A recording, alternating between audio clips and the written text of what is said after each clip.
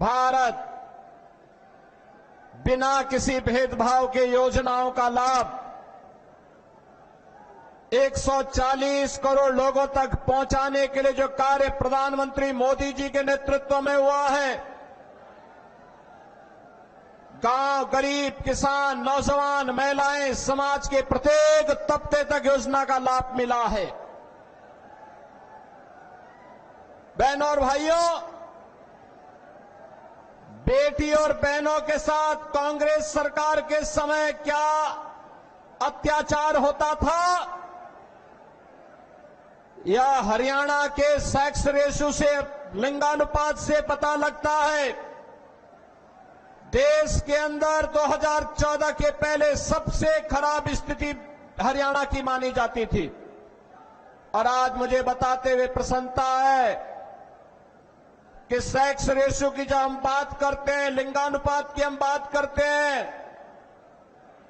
तो 900 पुरुषों पर 1000 पुरुषों पर 900 महिलाओं का ये बेहतरीन अनुपात आज हरियाणा का हुआ है। और याद रखना, जिस समाज में नारी की पूजा होती हो, उसकी गरिमा की रक्षा होती हो, उस समाज को और उस देश को आगे बढ़ने से कोई ताकत रोक नहीं सकती है। और हमारे हरियाणा ने यह करके दिखाया है 10 वर्षों में। हमारे हरियाणा ने यह करके दिखाया है। बहनों और भाइयों, जो कांग्रेस की सरकार के समय, बहुजन समाज पार्टी की सरकार के समय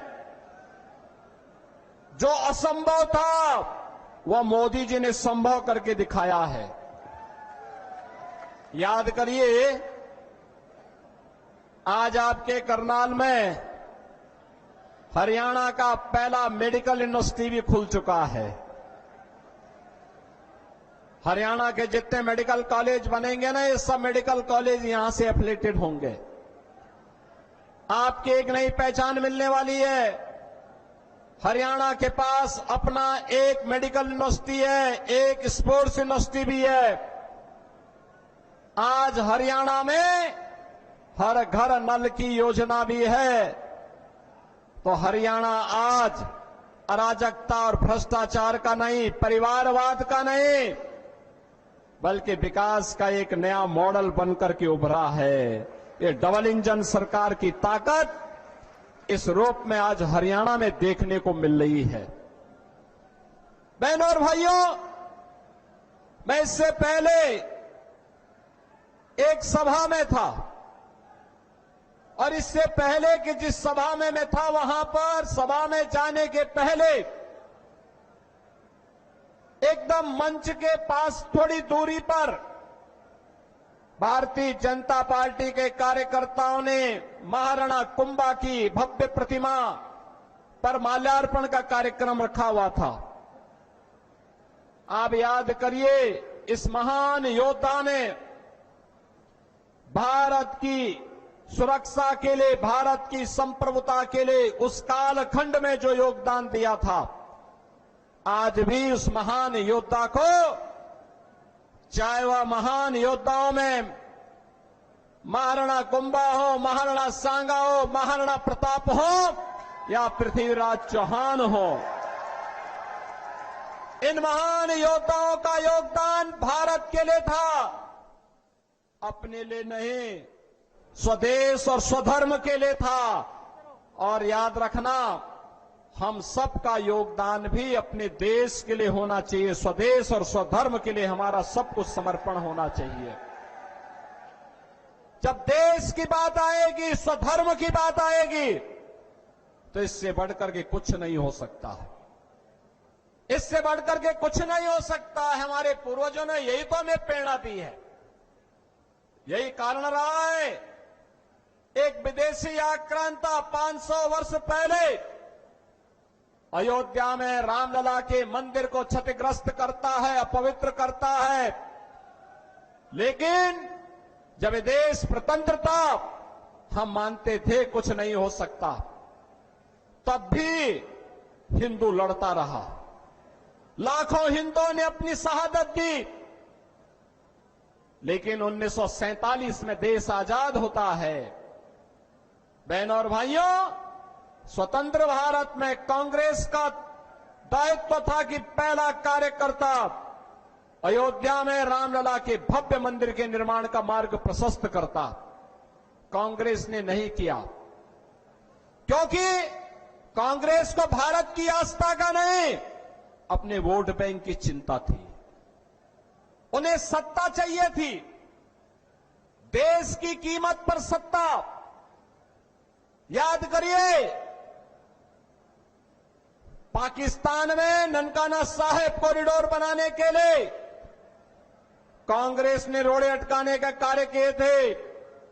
आज भी ननकाना साहब में वहां पर जब गुरु गोविंद सिंह जी महाराज की प्रकाश पर्व आता है, वहां पे हरि कीर्तन नहीं करने दिया जाता है, रोका जाता है। कांग्रेस का इतिहास तो कत्लेआम का रहा है।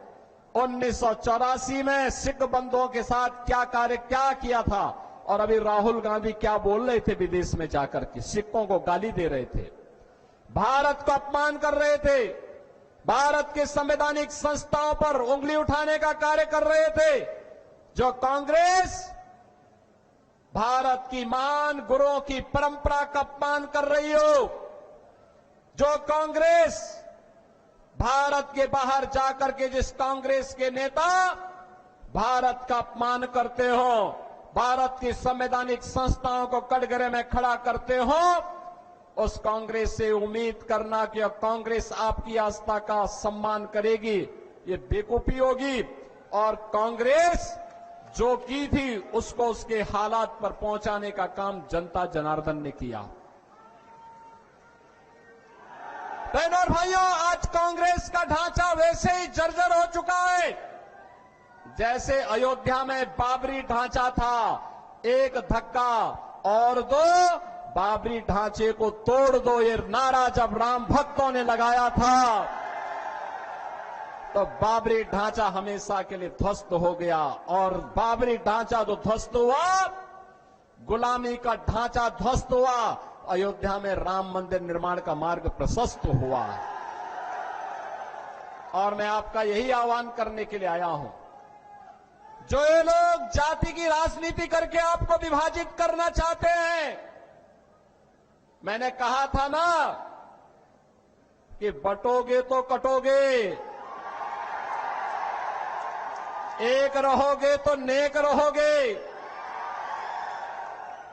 कोई माई का लाल आपका बाल बांका नहीं कर पाएगा। याद करिए, उत्तर प्रदेश में 17 के पहले दंगे होते थे, हर दूसरे तीसरे दिन दंगे होते थे। बेटी असुरक्षित थी, बहनें असुरक्षित थी, व्यापारी असुरक्षित थे, उनका कोई सम्मान नहीं होता था। और पिछले 7.5 वर्ष में उत्तर प्रदेश में कोई दंगा नहीं हुआ है, कोई दंगा नहीं हुआ है। दंगाई या तो यूपी छोड़ चुके हैं या राम नाम सत्य है की यात्रा में निकल चुके हैं। आज यूपी पे दंगा नहीं होता, कोई बेटी और बहन की सुरक्षा में सेंध नहीं लगाता है, कोई किसी व्यापारी के सम्मान के विरुद्ध कार्य नहीं करता है। आज वहां विकास है जो उत्तर प्रदेश 2017 के पहले भारत के विकास का बैरियर माना जाता था। आज वह उत्तर प्रदेश भारत के विकास का ग्रोथ इंजन बनकर के तेजी के साथ कार्य कर रहा है। अयोध्या में रामलला का भव्य मंदिर का निर्माण भी हो गया है। 5 सदी के बाद इंतजार समाप्त हुआ, अयोध्या में रामलला विराजमान हुए। और ऐसे ही हरियाणा में पिछले 10 वर्ष के अंदर हुआ है एक परिवर्तन। जिस हरियाणा को कांग्रेस ने परिवारवाद के, भ्रष्टाचार के गर्त में डुबोने का काम किया था, चाहे कांग्रेस रही हो, चाहे इल्लो रही हो और चाहे वह दिल्ली के अंदर झाड़ू लगाने वाली पार्टी हो। याद रखना, बहुजन समाज पार्टी के हाथी का पेट इतना बड़ा है वो कभी भरता नहीं है, कभी नहीं भरने वाला है। वो वोट खराब हो जाएगा, याद रखना। और मैं यही कहने के लिए आज आपके पास आया हूं, बहन और भाइयों, कोई ऐसी गलती मत कर देना कि जो आपस में बंटे। याद रखना, बंटे तो कटे, ये कभी नहीं होने देना है। और ये कांग्रेस का जो हाथ है ना, ये अभी हालात को और बिगाड़ने के लिए आया है। कांग्रेस का हाथ बिगाड़ेगा हालात, और विकास की जो रफ्तार है नायब सिंह सैनी की सरकार को लाने के लिए आवश्यक है। यह नायब सिंह सैनी की सरकार इस विकास की रफ्तार को स्पीड अप करने के लिए आवश्यक है, और इसीलिए हम लोग आए हैं। इसीलिए बहनों और भाइयों, मैं आया हूं आपसे कहने के लिए, भारतीय जनता पार्टी ने बिना किसी भेदभाव के यहां कार्य किया है। श्री मनोहर लाल खट्टर जी के नेतृत्व में रहो या नायब सिंह सैनी जी के नेतृत्व में, प्रधानमंत्री मोदी जी का मार्गदर्शन है। भ्रष्टाचार हरियाणा समाप्त, हरियाणा का समाप्त, गुंडागिर्दी समाप्त, चौथ वसूली समाप्त, विकास की नई नई स्पीड, कनेक्टिविटी की बेहतरीन कार्य, हर घर नल की योजना, हर गरीब के पास आवास की सुविधा, हर गरीब को राशन की सुविधा, आयुष्मान भारत भी है, किसानों के लिए किसान सम्मान निधि भी है। बहनों और भाइयों, विकास की इस स्पीड को अनवरत बने रहने देने के लिए आवश्यक है कि फिर से भारतीय जनता पार्टी की से नायब सिंह सैनी के नेतृत्व की सरकार, तीसरी बार भाजपा की सरकार हरियाणा में बने, और इसी के लिए आज मैं आपका आह्वान करने के लिए आया हूं। श्री योगेंद्र राणा को भारतीय जनता पार्टी ने अपने कर्मठ कार्यकर्ता को अपने बीच में चुनाव मैदान में उतारा है। बहनों और भाइयों, ये जो कांग्रेस 1984 के सिख बंदों की हत्या के लिए कटघरे में खड़ी है, इसको कभी भी बर्दाश्त मत करना, इसको स्वीकार मत करना, इसको एक सिरे से खारिज करो। ये अंतिम श्वास गिन रही है, अब अपनी ऑक्सीजन दोगे तो इसका विष बेल फिर तेजी के साथ फैल करके देश के अंदर दंगे करवाएगा, लूटपाट कराएगा, कश्मीर में सेंध लगाने का कार्य करेगा, सुरक्षा में सेंध लगाने का काम करेगा, अराजकता फैलाने का कार्य करेगा। ये कतई मत होने देना। कांग्रेस हो या बहुजन समाज पार्टी या आम आदमी पार्टी, ये तीनों एक ही थैले के चट्टे बट्टे हैं, इनको विकास से कोई लेना देना नहीं। ये अराजकता को बढ़ाने वाले दल हैं, परिवारवाद को बढ़ावा देने वाले दल हैं, आखंड भ्रष्टाचार में डूबे हुए दल हैं। इनका विकास से कोई लेना देना नहीं। गांव से, गरीब से, किसान से, महिलाओं से, किसी भी तबके से इनका कोई लेना देना नहीं है। इनका तो एक ही एजेंडा है, बांटो और राज करो। हमें बंटना नहीं है, हमें बंटना नहीं है।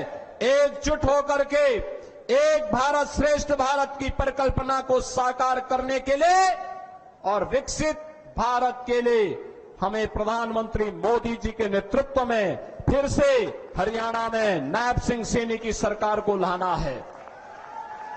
योगेंद्र राणा को भारी बहुमत से विजयी बना के भेजना है। बना के भेजेंगे। योगेंद्र राणा विजयी बनकर के जाएंगे। सभी लोग सहमत हैं? जहां तक मेरी आवाज जा रही, दोनों हाथ ला करके बोलो। सभी लोग सहमत हैं?